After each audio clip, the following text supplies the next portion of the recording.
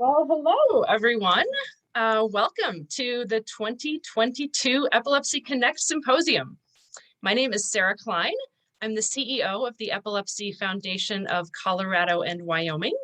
I'm also joined by my colleague, Stacy Mancuso, who has been the organizational genius behind today's conference. I also know that there are several of our colleagues and board members who are joining us on the call / screen today. And so on behalf of our entire team of staff and volunteer leadership, it is my pleasure to welcome you to our 4th annual symposium, which is hopefully the last one that we have to do virtually. It's nice to see so many of your faces on the screen, but we really miss seeing your faces in person. The virtual world has had its benefits in that it enables us to connect with people without the barriers of, transportation or childcare or, having to park and schlep across, ice-covered streets and that sort of thing. But, we really miss being able to, shake hands and give each other hugs and see each other face to face. So pros and cons, but hopefully, next year we can maybe do a hybrid where we do this in person and also live stream it or something like that, because we miss being together in person. But anyway, thanks for joining us this morning. As you may know, the mission of the Epilepsy Foundation of Colorado, Wyoming is to connect, educate, and empower. And we do this in a variety of ways. So we connect by bringing people together through things like our support groups, our summer camps, our Walk to End Epilepsy events, which are the largest gatherings of the epilepsy community in the Rocky Mountain region. We connect people to resources like our newly diagnosed backpacks that we give out at Children's Hospital. We connect through information and support that are available when you call our care navigation manager.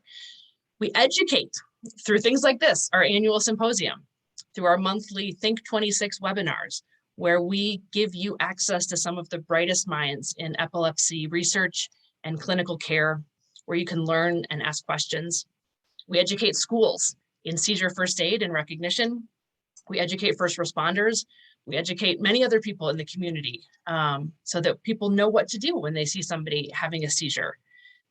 And we empower through legislative advocacy on behalf of people with epilepsy and through our mental health programs, which give people additional tools and resources to take control of their emotional health and wellness. And that's just the beginning. We're proud to be your partner in what we know can be a lifelong journey with seizures.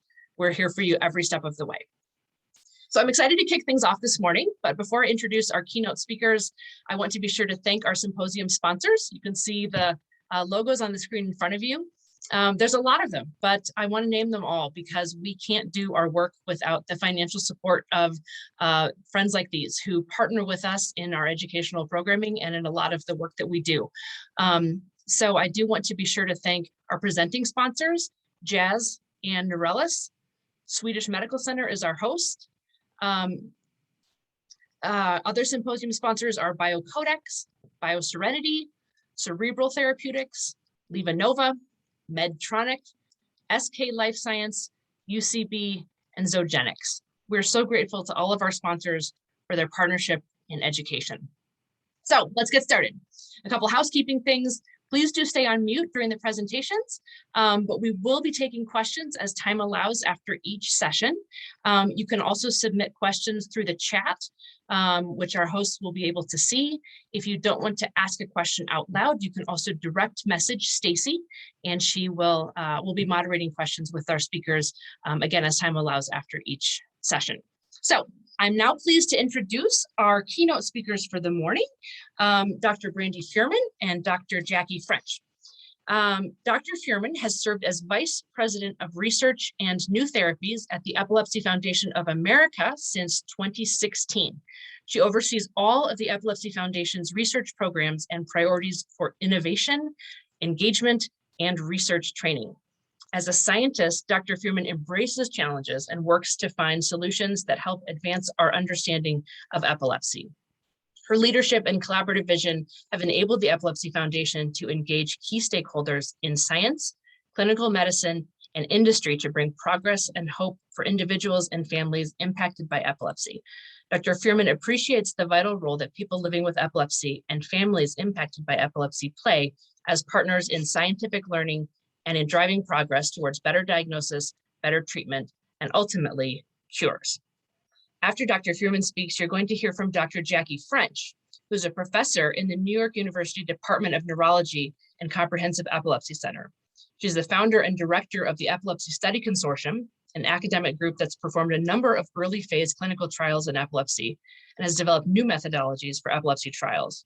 She trained in neurology at the Mount Sinai Hospital in New York and did her fellowship training in EEG and epilepsy at the Mount Sinai Hospital and Yale University. She's the past president of the AES and is the 2005 recipient of the AES Service Award and the 2013 Epilepsy Foundation Hero Award. She is really an epilepsy hero. She served on the AES board and is the past secretary of the American Society of Experimental Neurotherapeutics. Say that 3 times fast. Dr. French has focused her research efforts on the development of new therapeutics for epilepsy and new methodologies for clinical trials. She's been active in creating guidelines for the American Academy of Neurology and the International League Against Epilepsy. She chaired an AAN-AES committee that produced 2 widely quoted guidelines on the use of anti-epileptic drugs. She served as chair on the International League Against Epilepsy, North American Regional Commission, and Commission on Therapeutic Strategies.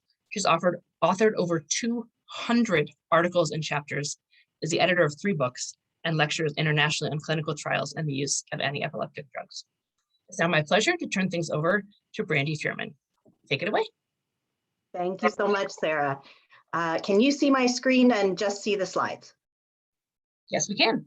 Okay, great. Then I'm in the right view. I want to thank you and Stacy and everyone who was involved in organizing the conference today for inviting me. And I really want to share with you some disclosures and a disclaimer. My disclaimer, I am not a physician, I am a neuroscientist. And so what I will describe for you today are new trends in therapy development, but the real nitty-gritty medical questions need to go to either our esteemed expert, Dr. French, or to your own personal physician. And I hope that what we talk about today will give you some questions that you'd like to talk about with your doctor today, the next time you see them. I also wanted to make one correction to the introduction that Sarah gave, a very kind introduction, and that is when I became the Chief Outcomes Officer at the Epilepsy Foundation, I ceded oversight responsibilities for the research programs to Dr. French. So they're in very capable hands, and my work really focuses on the public health impact of the work that we do at the Epilepsy Foundation. But my heart will always be in research, and so I'm very pleased to step in and give this talk. The only reason you're getting me today and not Dr. Caitlin Greskowiak, who is our Senior Director of Research and Innovation, is because Dr. Greskowiak gave birth to a beautiful baby boy about a week ago. And so I'm very happy to step in for her, but she is busy spending some very important time with her new son. So with that, I want to really start off with a preview. This is what I hope you will be able to take away from the talk today. I'll try to use very lay language and feel free if you have questions about what I'm saying to add those into the chat. We can try to address those at the end if we have time. But really the key takeaways for today is that number one, there are many different treatment options available right now for epilepsy. And you should be aware of what that range of options is so that you can work with your doctor to find the treatment options that work best for you. Very key point, if you have been treated for a year and your seizures have not gone away, or if you have tried 2 or more anti-seizure medicines and you're still having seizures, it's time to seek out epilepsy specialty care and learn about some of the options that are available for drug-resistant epilepsy. That's really the definition that we use for drug-resistant epilepsy.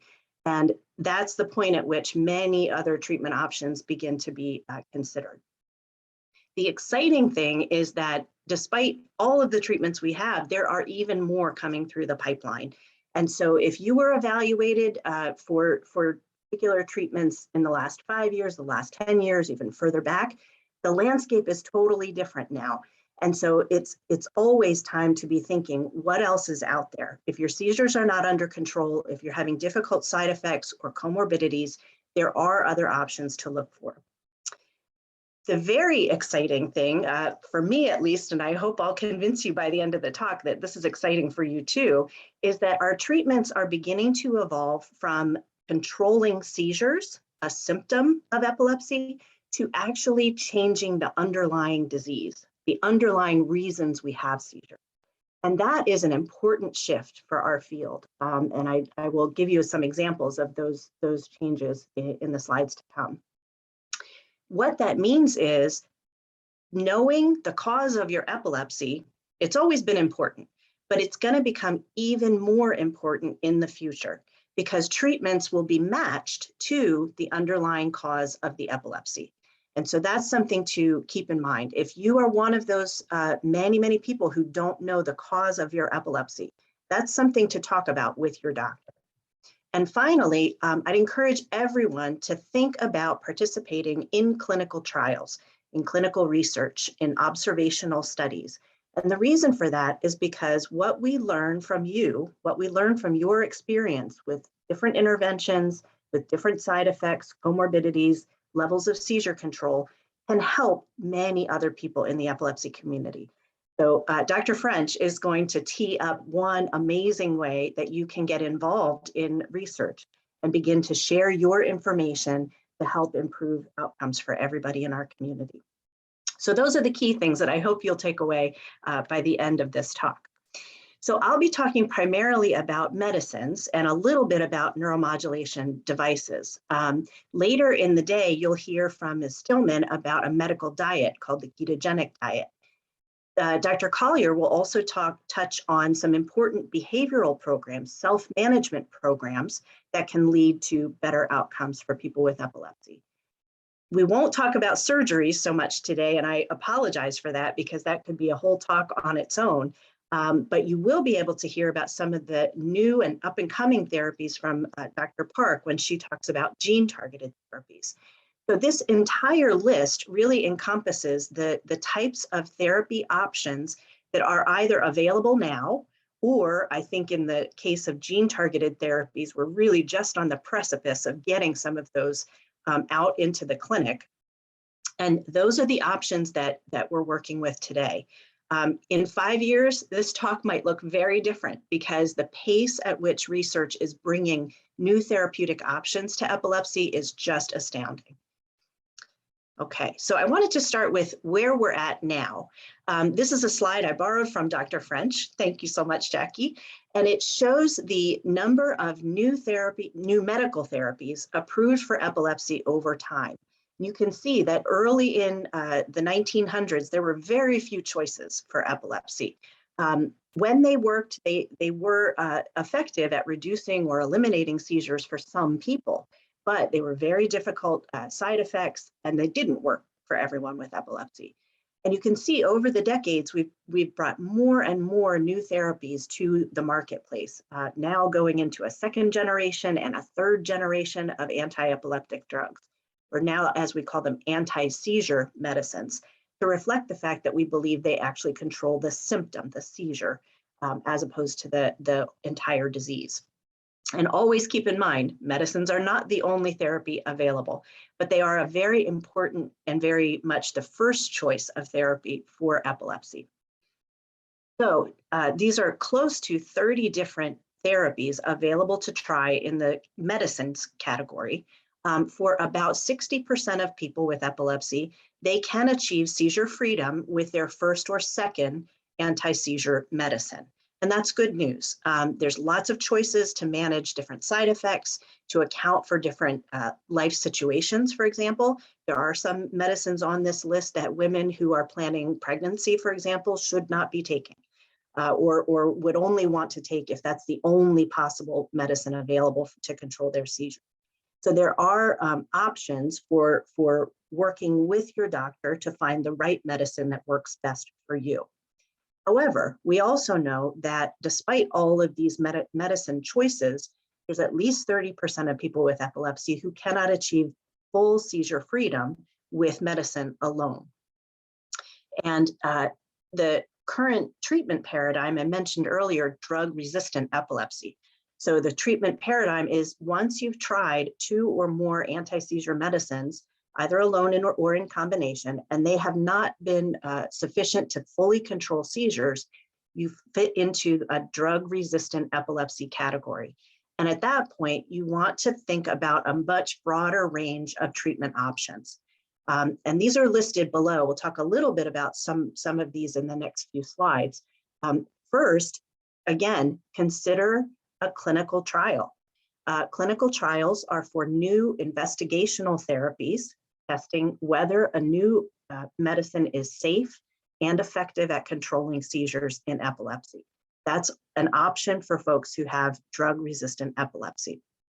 And again, it benefits the entire community when someone is willing to share their experience, to share their outcomes with the rest of us through participating in a clinical trial. Vagus nerve stimulation is an option for many folks with epilepsy and can reduce the frequency and sometimes the severity of seizures.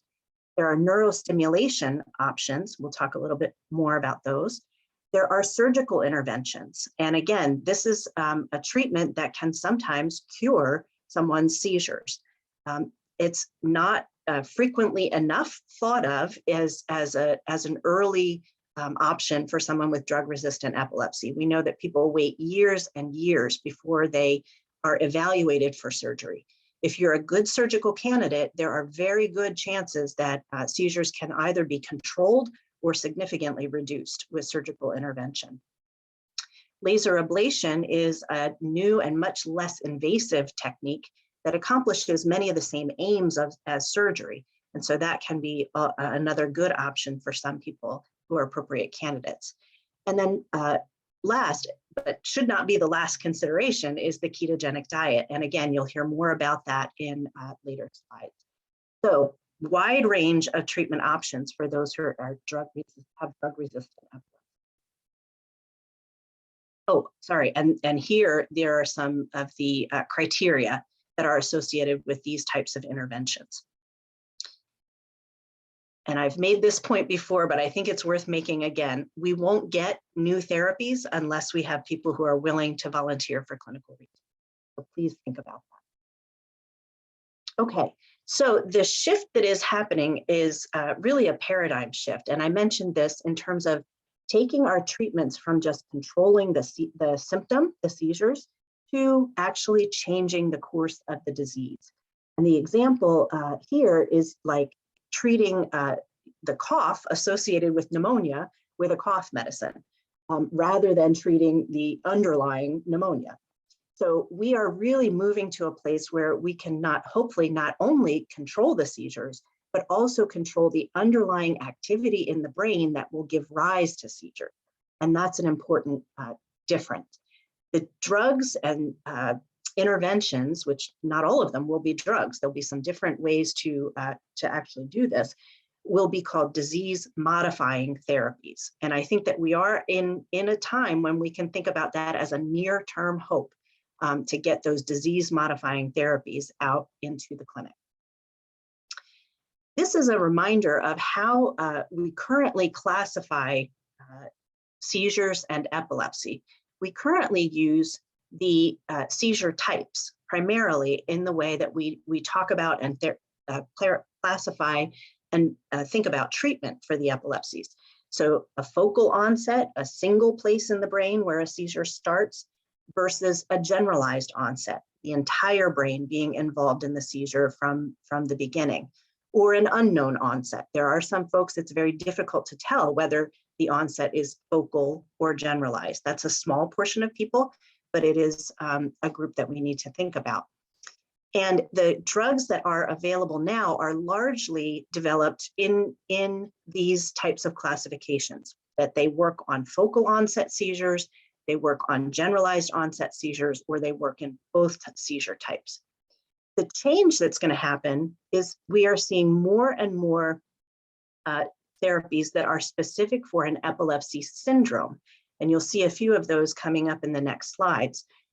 That is getting us closer and closer to therapies that actually work on the underlying cause of the epilepsy. That's that word etiology. You can think about that as underlying cause of epilepsy. And I think as we are bringing new therapies to market that work on the underlying cause, these will be things that can work whether a person has a focal type of seizure manifestation, a generalized type of seizure manifestation. If the underlying cause is the same, that treatment may be able to work on multiple types of seizures. So I wanted to start in terms of new therapies that have either newly been approved, and I'm using new as, about the last 5 years, or therapies that are in development. And I'll share a couple of these with you in the next slides. I think one of the really important changes in our landscape is the availability of very user-friendly rescue therapies. So rescue therapies are a type of therapy that can be used during an acute repetitive seizure experience. So cluster seizures are another term that people use for acute repetitive seizures. In the past, the only approved rescue therapy was a rectal diazepam. And so you were using a benzodiazepine, which is a very fast-acting anti-seizure drug, but the administration needed to be rectal. And it works well for children, but obviously has some pretty serious limitations for the rest of our community. So the newly approved drugs are intranasal sprays. Again, administering a benzodiazepine, either midazolam or diazepam, through a spray that goes into the nose. Those are on the market and available. New rescue therapies that are still in development, and we think coming very, very soon, are again benzodiazepines that can be administered either to the cheek, that's that buccal film that you see there, or can be inhaled. Alprazolam is another benzodiazepine, and this is an inhaled route as well. So these are very important for folks with epilepsy to know about, and could be incorporated into your seizure action plan if you have acute repetitive seizures. The seizure action plan is something that everybody with seizures can benefit from. If you don't have a seizure action plan, I encourage you to either go to the website I've listed below and take a look at the many different templates that we offer in different languages for schools or for employers, and use that seizure action plan in combination with your doctor to help you and the folks who support you know what to do in the case of a seizure for you. Rescue therapies can become part of the seizure action plan for appropriate patients, and that's something to talk about with your doctor. This is brand new landscape out there, and we want to make sure that people who could benefit from this are getting access to that therapy. Okay, I'm going to switch gears now and talk a little bit about neuromodulation devices. There are 3 types of devices that are already approved, already available on the market. And as we talked about before, the vagus nerve stimulator can be helpful for multiple different types of epilepsies. There are new generation vagus nerve stimulators that are out now. And although the original VNS was what we call an open loop system, meaning it gave the same pattern of stimulation when it was activated, the newer versions can be closed loop, meaning they can sense changes in the body. In this case, it can sense changes in heart rate and provide stimulation in response to that change. The RNS, which is another, sorry, I should have said the first of the closed loop stimulation devices, is also available on the market, again, for focal seizures at this point, although you will see new populations in development. And this was the first of the devices that could both sense changes in the brain's activity and provide a stimulation in response to that change. The DBS is a stimulation device, open loop right now, provides the same pattern of stimulation into another part of the brain called the thalamus.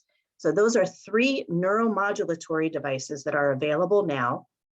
And as you might expect, there is an explosion of research in the neurological device category. So there was just a recent FDA breakthrough device designation given to an external trigeminal nerve stimulation device. Everything that I talked about before in the approved category is an implanted device. In this case, this new device in development is an external, non-implanted device that stimulates the trigeminal nerve. So this is still in development, but that breakthrough designation should allow that clinical testing to move more quickly. There is a new system being tested from Medtronic called the Epilepsy Personal Assistive Device with the Summit System RC+S. This is a device that is implanted, but also has a handheld personal assistant device like you might be familiar with. And that combination of those two allows this system to be able to follow EEG patterns over long periods of time and store that information. And then the device can use that information to begin to do learning, machine learning, from the patterns it finds in brain activity to provide responsive stimulation at the time that it's needed. Again, still investigational, but interesting and definitely worth watching. And then, as I mentioned before, the RNS is currently approved for patients with focal seizures, but they are doing testing in other patient populations. And those are people with idiopathic generalized epilepsy, people with a generalized seizures rather than focal seizures, and in a syndromic diagnosis called Lennox-Gastaut syndrome, one of the more catastrophic and devastating of the rare epilepsy types. So some exciting things on the horizon in the neuro device category. Okay, now I want to move to anti-seizure medicines. And again, as I said, that this is not an exhaustive list. I tried to focus on things that were approved or changed their indication in about the last 5 years.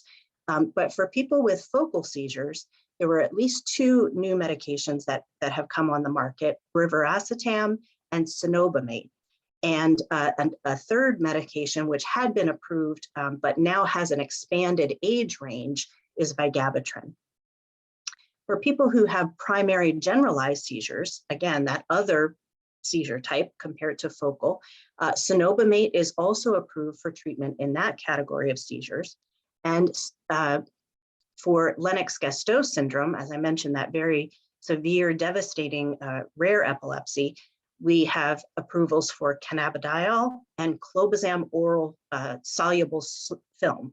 The name for that is Symposium. So cannabidiol, again, is one of those drugs that has been approved in multiple epilepsy syndromes. So approved in LGS, Lennox-Gastaut, approved also in Dravet syndrome, and to treat seizures associated with tuberous sclerosis complex. In Dravet syndrome, there have been approvals for not only cannabidiol, but also stiripentol and fenfluramine, which have been very welcome additions to the treatment armamentarium for Dravet syndrome. And then in the category of tuberous sclerosis complex, cannabidiol and a new drug, Everolimus. This is new to us in epilepsy. It is a drug that has been used, this class of drugs has been used in other disease areas. And the reason for that is because it is an inhibitor of a pathway called the mTOR pathway. The reason I am so excited about this particular drug on our list is because it is one of the first that is targeted at the underlying pathways that we know are affected by the gene variants that cause tuberous sclerosis complex. So it's sort of the one that is helping us get over that cliff into disease-modifying therapies. And I'll just put this note at the bottom that if you're interested in keeping track of what drugs have been approved, whenever there is a newly approved medication, we always do a new article and do a full description of the medicine on epilepsy.com. And you can find it on our seizure medication list. So that's a good place to bookmark and visit occasionally because there will be many new things coming out soon. So now we'll move to some anti-seizure medicines in development. And I really have to emphasize this is not an exhaustive list. There are many, many things at the different stages of development in the pipeline. Here, I've tried to bring out things that are at least at phase 2 clinical trial stages of testing. So that's just before the pivotal phase 3 trial begins. But there are many, many more things in preclinical development. So testing in the laboratory, testing in animal models of epilepsy, things in phase 1. So phase 1 is the first time that a drug has been introduced to humans, a drug or a new therapy has been introduced to humans, or a small group of patients. And then phase 2, so when it's being used in the patient population to test for safety. So what I'm not going to go through in detail each one of these, but I wanted to share with you the difference that you can see. As we talked about before, existing therapies work really on neuronal excitability. They really try to shut down the level of excitation in the brain so that they're stopping that seizure activity.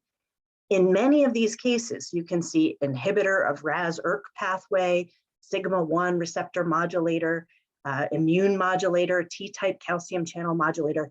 These are things that are actually starting to work on the underlying pathways that are, we believe, causing the epilepsy in that group of patients. And so that's part of that transition to disease-modifying therapies. And if you are interested in following what is coming up through the pipeline, there is nothing better than attending the Pipeline Conference that is hosted by the Epilepsy Foundation, and this year will be held in Santa Clara, California.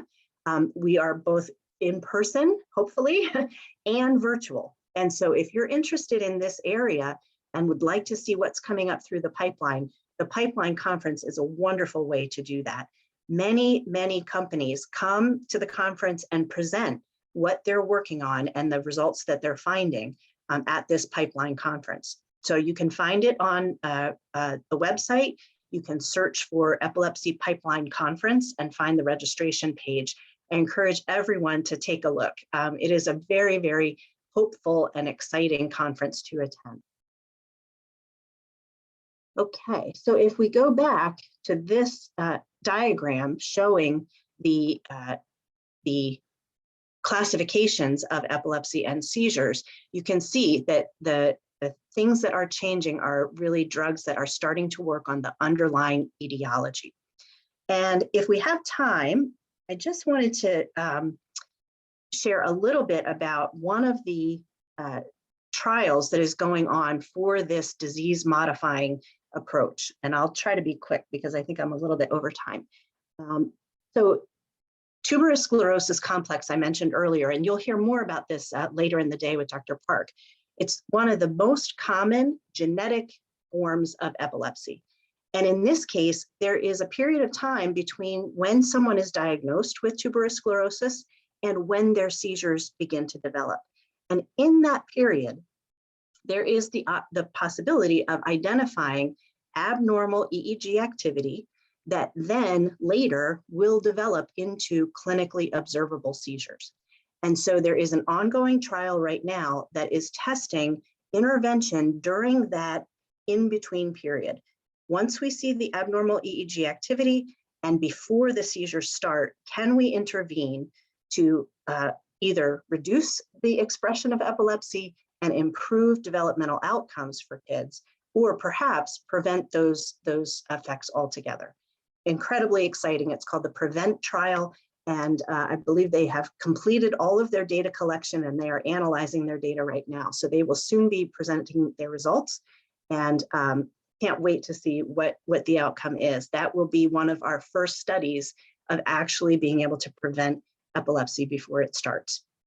So I will skip through this just for the sake of time, but leave you with the thought that there are already potentially treatable conditions associated with epilepsy that are associated with a gene variant. And so understanding why you have epilepsy, the cause of your epilepsy, whether it's genetic or structural, perhaps from a brain injury or from an infection, that can influence your treatment, and that will only become more important in the days ahead.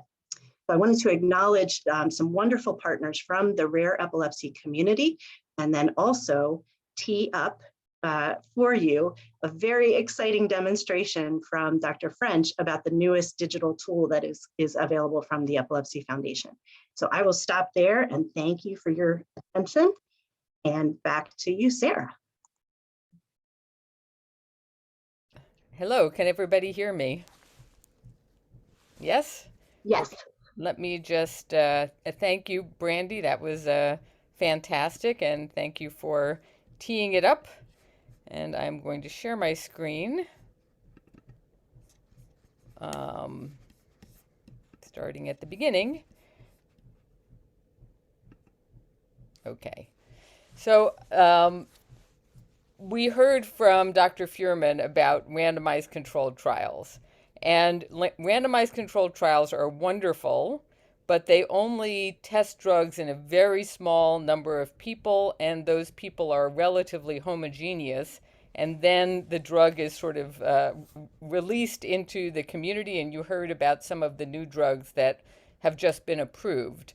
So what we know at the time that a drug is approved by the regulatory authorities or the FDA is about this, and what we don't know is about this. And what we're trying to do with this new program is fill in some of that blue sea. So what am I talking about? So results from trials are like asking the question, I want to get from New York to Philly. And can a bus get me from New York to Philly? There happens to be a megabus that goes from New York to Philly. And if you ask the question, can a bus get me from New York to Philly? Then you can answer questions such as how long does the bus take, what the likelihood of a crash of the bus is, what the cost of a bus is. And that's like the question that we ask in the FDA, Food and Drug Administration regulatory trials. Can a new therapy like cenobamate treat people with focal epilepsy? Yes, it can treat people with focal epilepsy. This is how many times it causes a problem. This is how many people it helps. But really, you are not helped that much by answering the question of, can a bus get me from New York to Philly? Because the question is really, how should I get from New York to Philly? There's so many ways to get from New York to Philly. You could take a plane. There's pluses and minuses to that. You could take a train. You could take a bus. You could drive your own car. And perhaps the answer for one person is not exactly the same as the answer for another, right? So maybe if you want to get there really fast, you have to take a plane, but maybe you don't have enough money to take the plane. And so maybe you should take your own car, but maybe you don't have your own car. I'm just going on and on. But the point is, when there are 20 different medications that you could take for the same epilepsy condition, there are no trials to answer the question of which drug should I personally take? What's the best one for me based on my own characteristics, such as, you know, whether I'm overweight or underweight, or whether I have a mood problem, or whether I'm planning a pregnancy, many, many different things that would make one medication better or worse than another. So how do we get to those type of answers? That was one of the reasons why the Epilepsy Foundation conceived of the idea of Eden. And I will show you what Eden is. But essentially, the fundamental is, what if every person with epilepsy who was treated with a drug donated their journey from drug to drug, what the advantages were, what the disadvantages were, did it make them seizure-free, did it not, and what was the cost of that?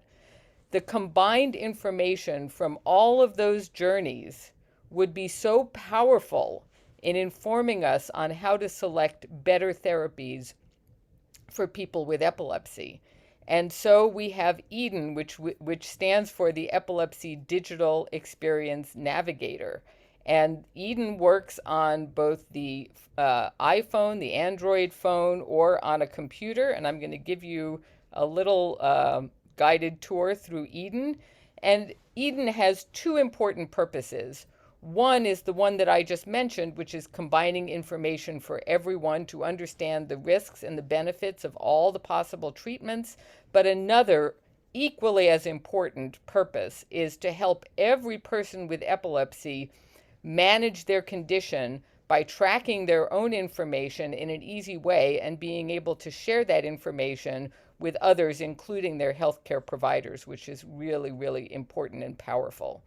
In addition, we are attempting to take all of the universe of acquirable data and try and let people relate it, one piece of data to another. So you'll see, for example, that if you have, let's say, a Fitbit watch, and soon it'll be an Apple Watch, you can look at the information that comes from that, which may include how you slept from day to day, which may include how many steps you took. And imagine if now we can say, okay, 100 people changed from drug A to drug B, and most of them slept worse after the change or slept better. We could start to understand how these drugs are impacting the community, but also you can start to understand how the drug is impacting you, because you can compare how you slept on the last drug to the next drug, for example.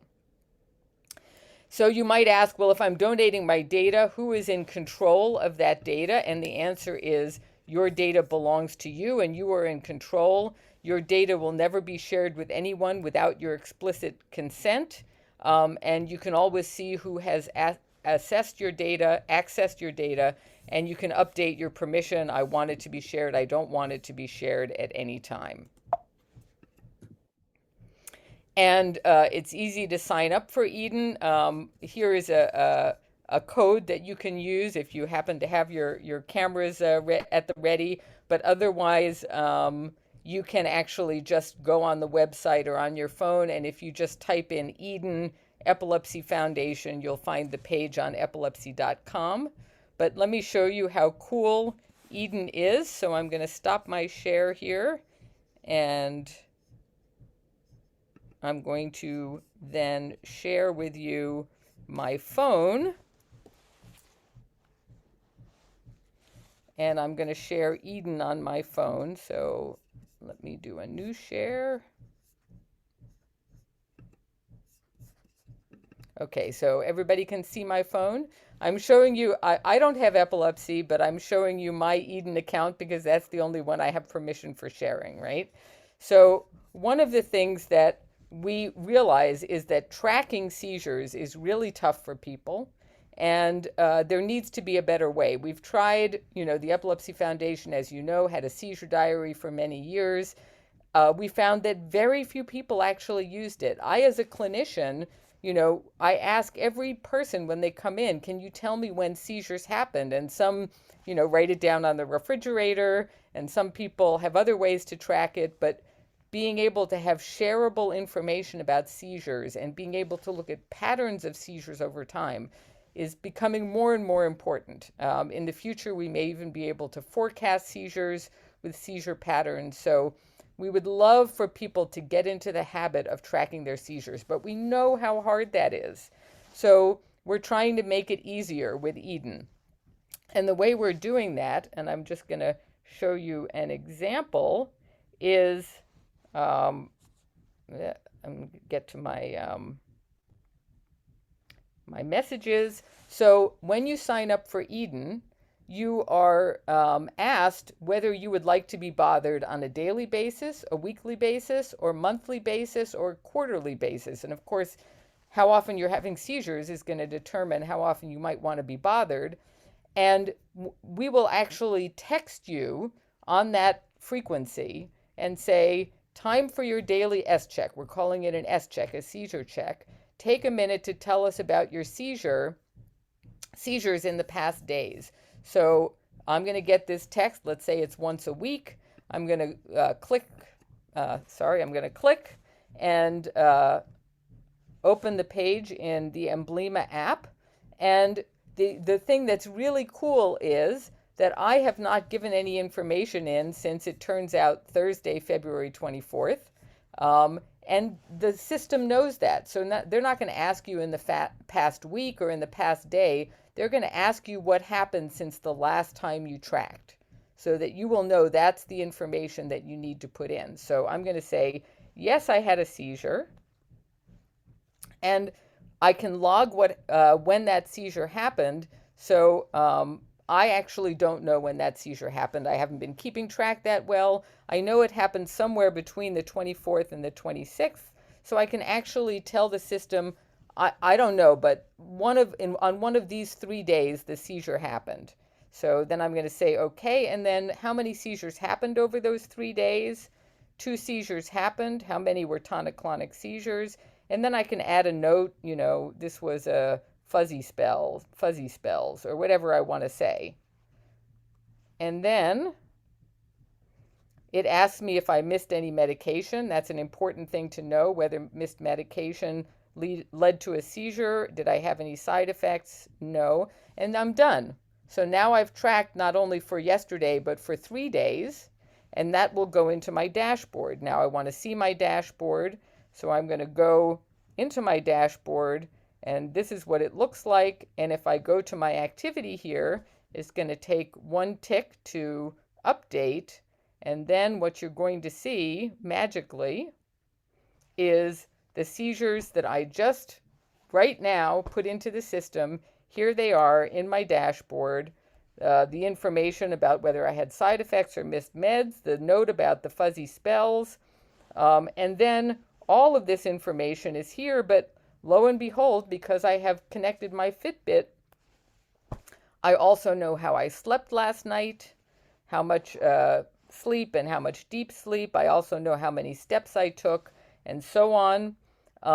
And very excitingly, I can also very easily connect my electronic medical record. I happen to be seen at NYU. When I say I update it, it goes right to my chart. Everybody has a my chart. I can fill in my username and password and give it permission, tell it how long I want it to give permission for. And not only do I see this for my own purposes, but again, anonymized data goes into the database so that we have information about the journeys of everybody. So now I'm connected, and I want to see what, for example, my labs were. And unfortunately, I don't have any anti-seizure medicine labs to show you, but if you were tracking, let's say, a lamotrigine level, it would show up here, and also what your last one was, and it would trend it for you. I only have COVID tests, as it turns out, but you get the idea.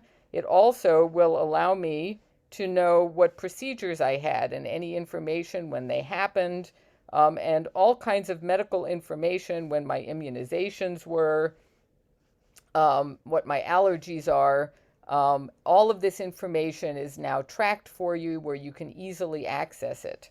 And then approximately once every month, it will ask you about medication side effects, so you can track those. And it will ask you every 3 months to take an anxiety and depression scale, so you can track those as well as you go from medication to medication. By May, there will be a way to look at all of this information, with trends and graphs, and that can be provided to your healthcare provider using a PDF so that you can share all this information easily with them.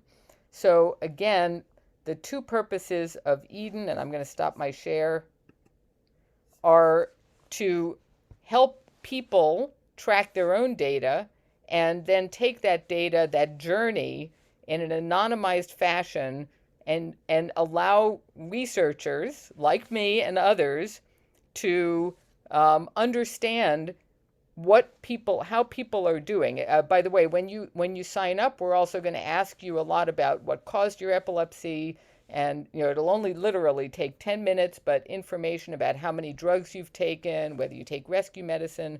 So all of this information will be so useful in saying, this works, this doesn't work, for this woman of childbearing age. And as Eden grows, we are going to also be able to give back to you insights like, oh, you're taking valproic acid and you just told us you are a woman of childbearing age. We want you to know, we want this to be, Brandy has used the term epilepsy foundation in your pocket. We want the information that we have to then be able to get out to people with epilepsy so that, we can say, wait a minute, you have this type of epilepsy, this medication is not exactly appropriate for that, or whatever it is, to help you out. And not say, don't do this, but say, please take this information to your doctor and let your doctor take a look at it. So I'm going to stop there. I guess there's some information in the, what's the name of the app? The app that you don't look for the app in the app store. You go to epilepsy.com and you look for Eden, Epilepsy Digital Experience Navigator, but it's Eden. So. Jackie, I don't know if you can put your slide up again with the QR code. Sure. If people have smartphones in front of them, you can scan that using your camera, and that will take you directly to the website that is available for sign up. We got a great question about whether two parents can use the same app to track a single child. And that's a great question. I sent it to our technical folks and our engagement coordinator, Shell Lessington. So if we get that answer, I'll make sure to put that in the chat. So one other thing that I really want to say that's important, and that is the stage that we're at with Eden right now is beta plus. We're looking for the first 500 people who sign up, and we hope that some of the people on this call might be those people. But when you sign up for beta plus, you are also actually helping us figure out how to grow Eden, how to make it work for people with epilepsy, because we really want it to be a useful tool in addition to, its fantastic, purpose to help us understand what's going on with the community in terms of their seizures and what works. We want it to be a useful tool for people. And so, those first 500 people are going to be super, super important. So I hope some of the people that are watching are going to be a few of those people.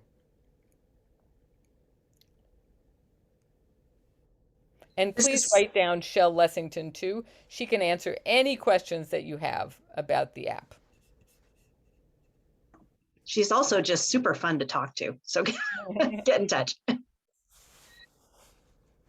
This is so exciting to see. I was talking to Brandy earlier, and I've heard about this, Dr. French, but I haven't actually seen it in action. And this is what a great tool. And I hope too that a lot of our community members sign up for this and give feedback and influence the sort of development of this, because I think it'll be just such a great resource for our community. And I'm really excited.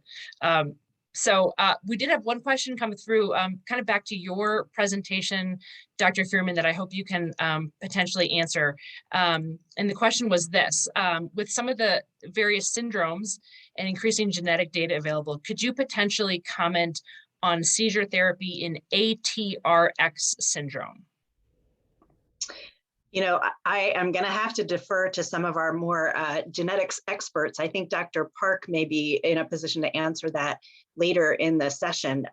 One of the reasons I'm so excited about the progress that's being made in each of these rare syndromes is that what we're finding is the people who have been diagnosed with rare syndromes today are really only a small part of the potential group of patients who could have that kind of gene variant, but don't have as severe a syndrome. And so another example, is in tuberous sclerosis. When you have that TSC mutation in many of the cells of your body, you have tuberous sclerosis and the associated systems problems that come with that. But we also are learning that there are just a few cells in the brain that could have that tuberous sclerosis mutation. And in that very small area, they then become a focus. So somebody who has focal epilepsy might have that focal epilepsy for the same reason that somebody who has tuberous sclerosis has epilepsy. And so when we find a therapy that works in people with tuberous sclerosis epilepsy, and we find those people who have the same mutation in small parts of the brain, that same therapy might work. So it was a little complicated explanation, but I hope that explains to people why all of us should care about therapies that are being developed for rare epilepsies, because they actually may be far more common than we know. Thank you. And you're right, there is a session at 1 o'clock on the genetics of epilepsy that might give some further will give further education information on some of those genetic epilepsies. And there is one additional question in the chat. I was just going to add, Sarah, the other thing that I should say is there are often a rare epilepsy patient group for the particular gene or variant that someone has. So I would encourage you to search for a patient group that focuses on that particular mutation. Thank you. And then there's one more question in the chat, Dr. Fureman. Where can I find out more about cannabidiol? So I would very much encourage you to talk to your doctor about cannabidiol. Many neurologists now are very familiar with cannabidiol and the different options that are available and coming down the pike.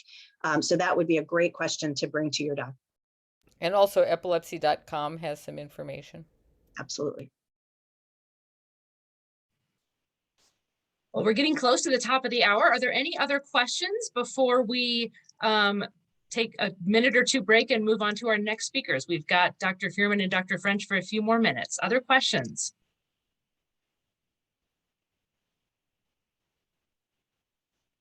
Well, I want to thank Dr. Fureman, Dr. French. It is a true honor to have you both joining us this morning from the East Coast. Having your expertise and your time means so much to us and to our community. We are so grateful that you shared your time and your knowledge with us. It's so wonderful to have you participating in our symposium this year. We're truly grateful. Again, we've recorded these sessions, so for people who want to hear this again, you can, these will be available on our website later, but thank you again so much for spending your morning with us today. We appreciate it, and we will stay in touch. And thank you so much. So we will talk to you again later. Now it is my pleasure to share a short message from one of our friends and sponsors. So please stay tuned for a quick message from our sponsor, Neurelis.